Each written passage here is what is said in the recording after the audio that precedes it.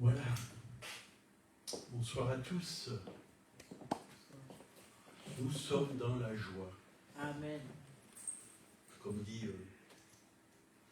David, je suis dans la joie quand on me dit allons à la maison de l'Éternel. C'est bon d'être rassemblés en son nom, de pouvoir le louer, l'adorer, et aussi de pouvoir écouter la parole de Dieu.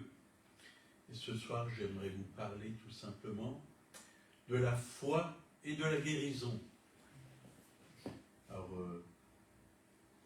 dans Proverbe, il est dit au chapitre 18, versets 20 et 21, « C'est du fruit de sa bouche que l'homme rassasie son corps, c'est du produit de ses lèvres qu'il se rassasie. » Vous voyez, très important, ce qui sort de notre bouche.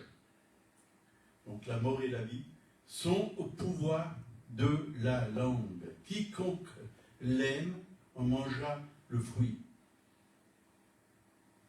Donc les paroles qui sortent de notre bouche sont spirituelles.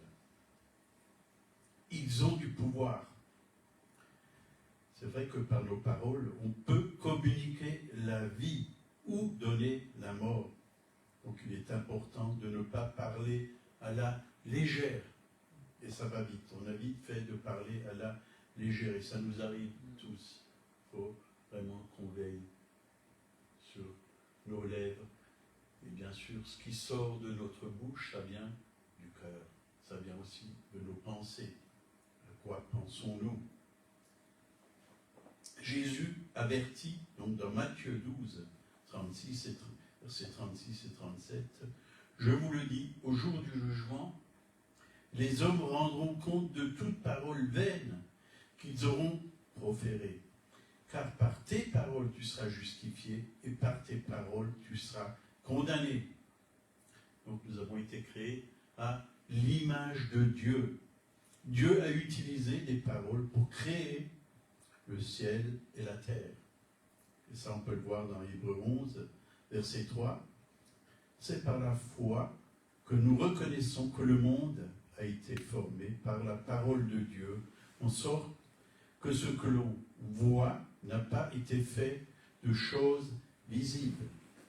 Donc dans la Genèse, on voit comment Dieu a créé toutes choses. Dieu dit, Genèse 1, verset 3, Dieu dit que la lumière soit et la lumière fut. Le résultat, quand Dieu a parlé, sa parole s'est réalisée. Et le psaume 33, versets 8 et 9, que toute la terre craigne l'Éternel, que tous les habitants du monde tremblent devant lui, car Dieu dit et la chose arrive. Il ordonne et elle existe. Donc la foi parle. Et nous obtenons ce que nous disons. Donc il y a de la puissance dans nos paroles. Nous avons été créés à son image et nous devons avoir le même langage que Dieu. Donc les paroles de Dieu, c'est des paroles qui donnent la vie, la guérison, l'encouragement, la bénédiction. Donc nous devons veiller sur notre bouche, que la source de nos paroles soit celle de Dieu. Jacques 3, versets 8 à 12. Mais la langue, aucun homme ne peut la dompter. C'est un mal qu'on ne peut réprimer. Elle est pleine d'un venin mortel. Par elle, nous bénissons le Seigneur, notre Dieu, et par elle, nous maudissons les hommes, faits à l'image de Dieu. De la même bouche sortent la bénédiction et la malédiction. Il ne faut pas, mes frères, qu'il en soit ainsi. La source fait-elle jaillir par la même ouverture l'eau douce et l'eau amère? Un figuier, mes frères, peut-il produire des olives ou une vigne des figues? De l'eau salée ne peut pas non plus produire de l'eau douce. Nos paroles peuvent libérer la foi. comme nous l'avons vu donc dans Marc 11, verset 23, si quelqu'un dit à cette montagne, ôte-toi de là et jette-toi dans la mer, et s'il ne doute point en son cœur, mais croit que ce qu'il dit arrive, il le verra s'accomplir. Voyez, ôte-toi et jette-toi dans la mer. On peut parler à une montagne.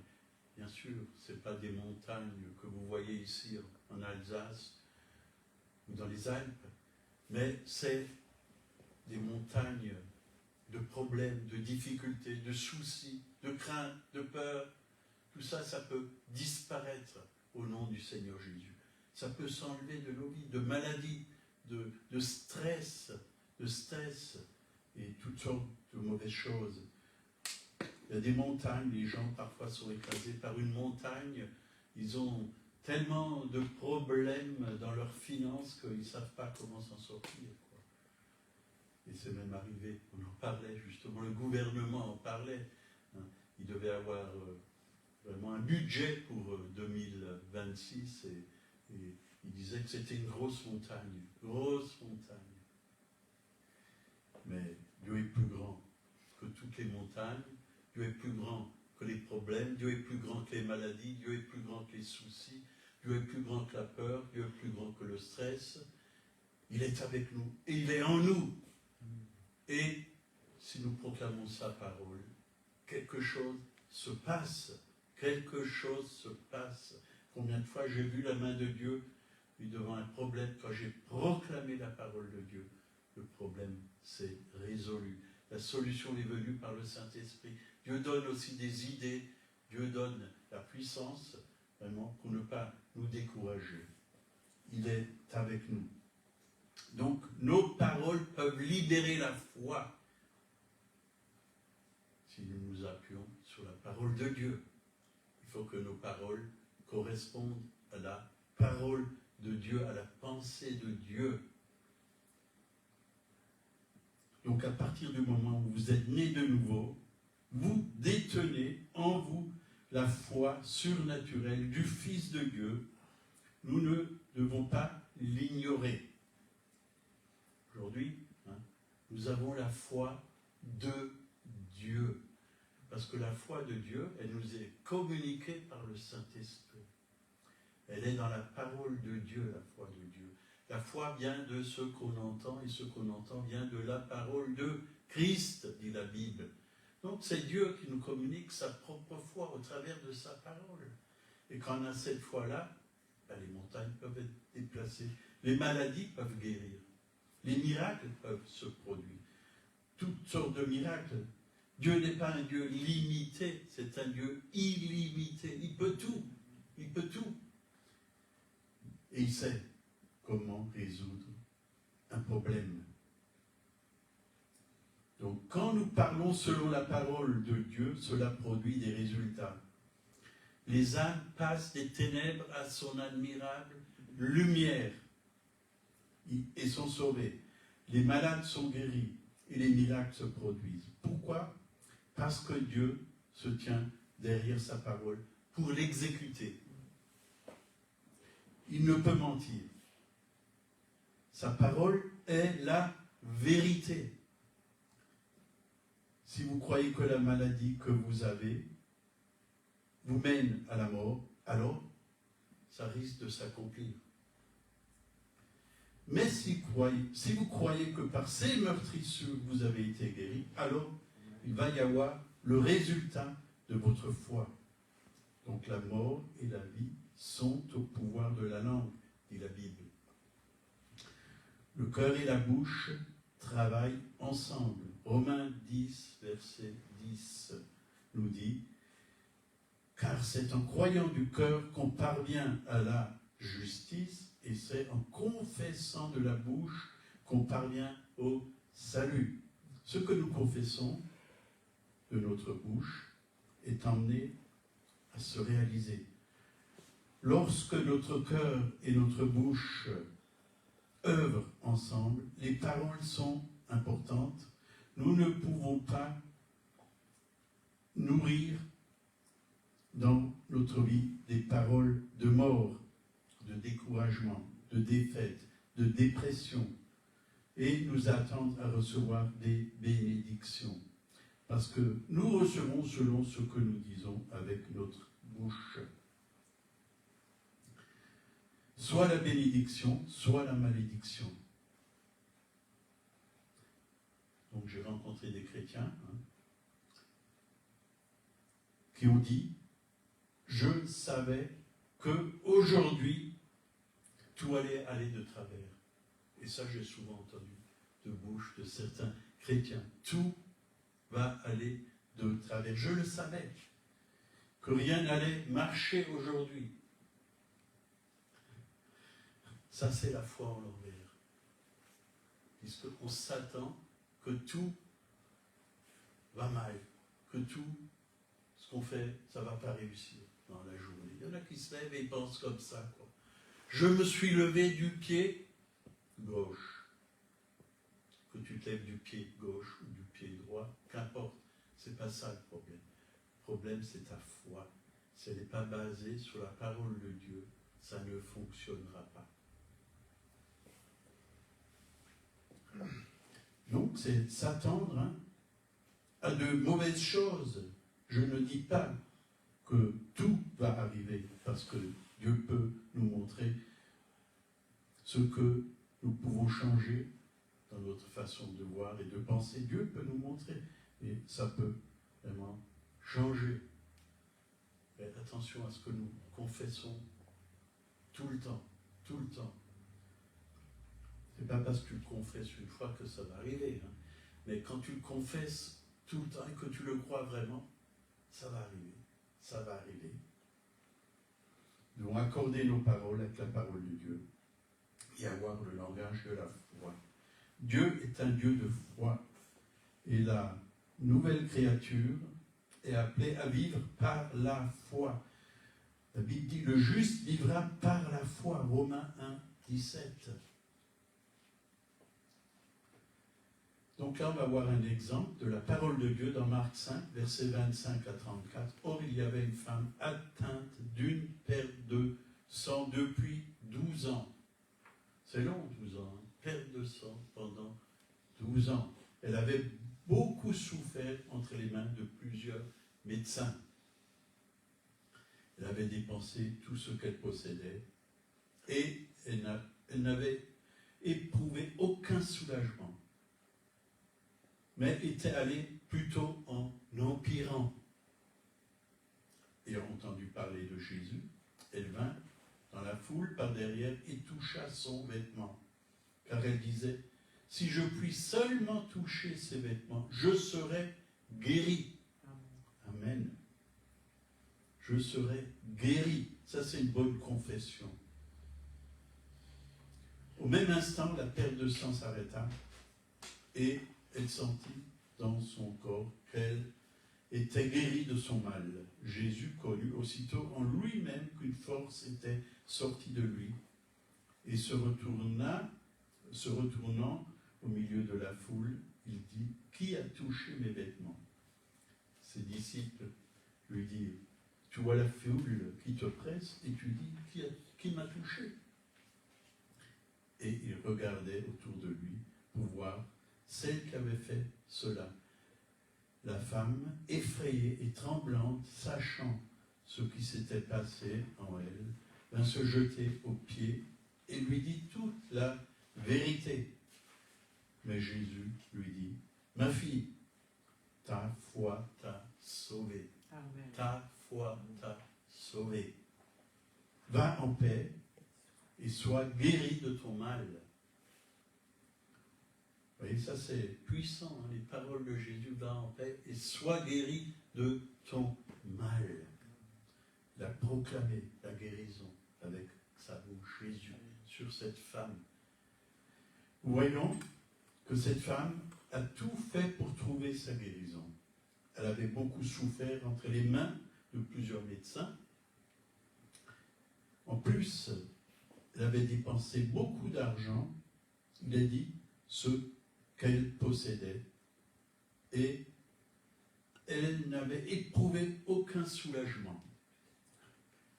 mais étant allée plutôt en empirant. Donc, elle a entendu parler de Jésus. Hein.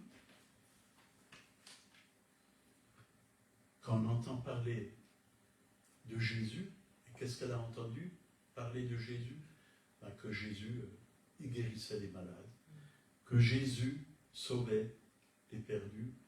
Elle a entendu que Jésus multipliait le pain et les poissons, que Jésus faisait des miracles. Et Romains 10, verset 17, hein, la foi vient de ce qu'on entend, donc, et ce qu'on entend vient de la parole de Christ.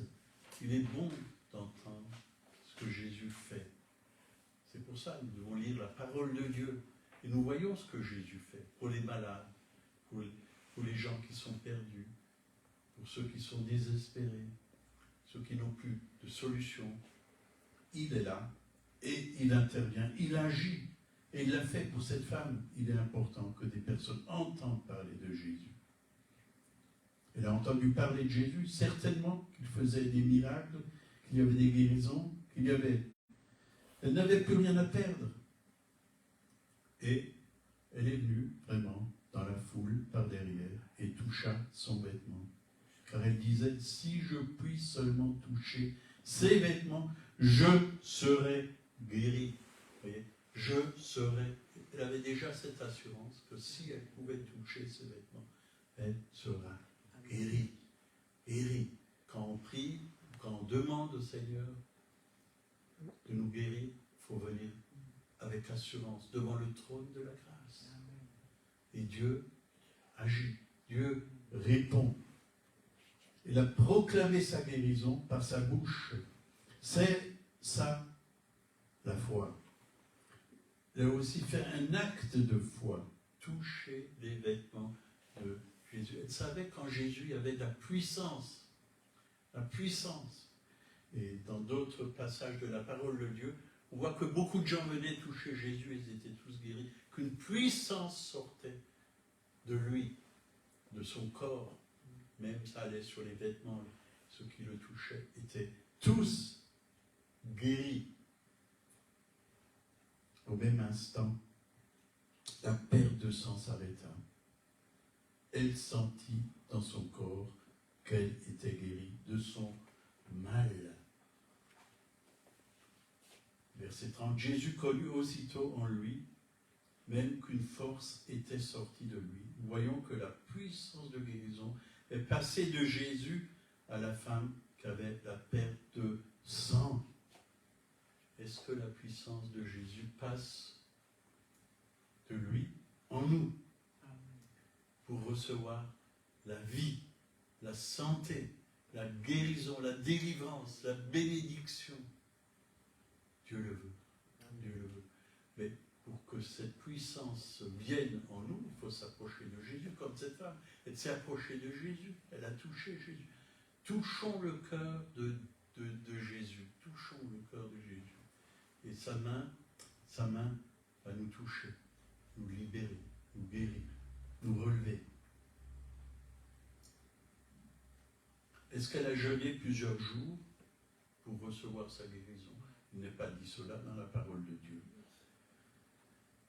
Prier plusieurs heures? Non plus.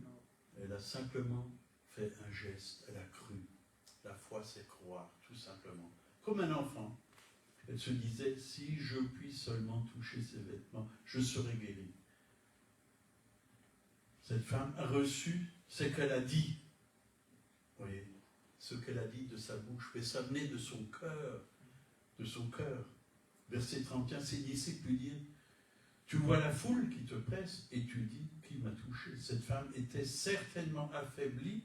Elle devait franchir encore les obstacles de la foule qui pressait Jésus. Elle devait se frayer un chemin. Oui, parfois, il faut se frayer un chemin. Un chemin. Parce qu'il y a des foules de pensées. Là, c'était des foules d'êtres humains. Mais il y a des foules de pensées qui nous viennent. Oh, ça ne marchera pas. Je ne serai pas guéri. C'est une maladie qui va s'empirer dans ma vie. Il n'y a pas de solution. Il n'y a pas de remède. Mais Jésus est le remède. Jésus est la solution. Alors, toutes ces pensées qui viennent parfois chez nous. Je m'en sortirai jamais. J'ai trop de problèmes financiers, trop de problèmes dans mon corps. J'ai trop de problèmes avec ma femme, trop de problèmes avec mes enfants. Ça ne marchera pas. Ça, c'est des foules de pensées qui viennent en nous-mêmes et Dieu veut que tout ça, on mette ça de côté. Seigneur, je te demande pardon pour ces foules de pensées. Je crois que tu es plus grand que toutes ces pensées. Je crois que ta parole est la vérité. Je crois que tu vas faire un miracle. La femme effrayée et tremblante, sachant ce qui s'était passé en elle, vint se jeter à ses pieds et lui dit toute la vérité. Mais Jésus lui dit, ma fille, mon fils, mon enfant, mon bien-aimé, ta foi t'a sauvé. Va en paix, va en paix. Ne reste pas dans l'inquiétude à cause de ta maladie. Ne reste pas dans la souffrance. Va en paix. Il y a une solution pour toi. Il y a la guérison pour toi. Il y a la bénédiction pour toi. Sois guéri de ton mal. C'est ce que Jésus nous dit à chacun.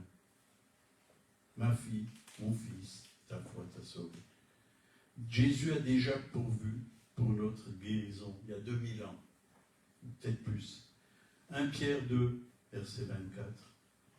Lui qui a porté lui-même nos péchés en son corps sur le bois, afin que, morts au péché, nous vivons pour la justice. Lui, par les meurtrissures duquel vous avez été guéris. Nous pouvons proclamer que Jésus a porté lui-même nos péchés sur le bois, à la croix, que nous sommes morts au péché. Maintenant, nous vivons pour la justice. Il est notre justice. Nous sommes la justice de Dieu en Jésus-Christ. Que nos maladies ont été déposées sur la croix, sur le corps de Jésus, et que par ces meurtrissures, nous sommes guéris. Le remercier, car son œuvre est parfaite. Tout a été accompli. Recevons par la foi ce qu'il a fait il y a déjà 2000 ans ou plus. Pour nous, je prends ma guérison. Ça, c'est la foi. Il m'arrive de lever parfois la main comme ça et de prendre ce que Dieu a fait pour moi. Je prends par la foi ma guérison. Merci. Je te loue pour ma guérison. Je te loue pour ma guérison. Ou je te loue pour mon besoin. Mon besoin t'a déjà pourvu. Faire un geste, comme cette femme, elle a fait un geste, avec sa main, elle a touché le bord du vêtement. Jacques 2, 20. Veux-tu savoir, homme vain, que la foi sans les œuvres est inutile? Cette femme ne s'est pas contentée de parler de sa guérison, elle a agi par la foi. Elle a traversé les obstacles qui étaient sur son chemin. Elle a touché les vêtements de Jésus. Donc, dans ce temps-là, une femme qui perdait du sang était considérée comme impure. Impure. Et les personnes qui la touchaient se souillaient. Elle ne pouvait pas se mélanger à la foule. Cette femme a mis tout son cœur et toutes ses forces pour atteindre Jésus et toucher le bord de ses vêtements. Elle était déterminée. Est-ce que nous sommes déterminés face à un problème? Déterminés à aller jusqu'au bout. Percez et vous verrez. Persévérer. Persévérer par la foi. Jusqu'à la solution. Jusqu'au miracle. Moi je crois. Et je l'ai déjà vu plusieurs fois dans ma vie. 2 Timothée 1, versets 13 et 14. Retiens dans la foi et dans la charité, qui est en Jésus-Christ, le modèle des saintes paroles que tu as reçues de moi. Garde le bon dépôt par le Saint-Esprit qui habite en nous. Amen. On va s'arrêter là. Voilà. Dieu est victorieux. Dieu est bon. Dieu est grand. Dieu est puissant. Saisissons sa parole.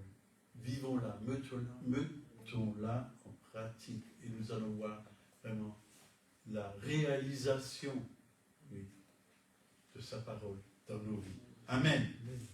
Merci Seigneur.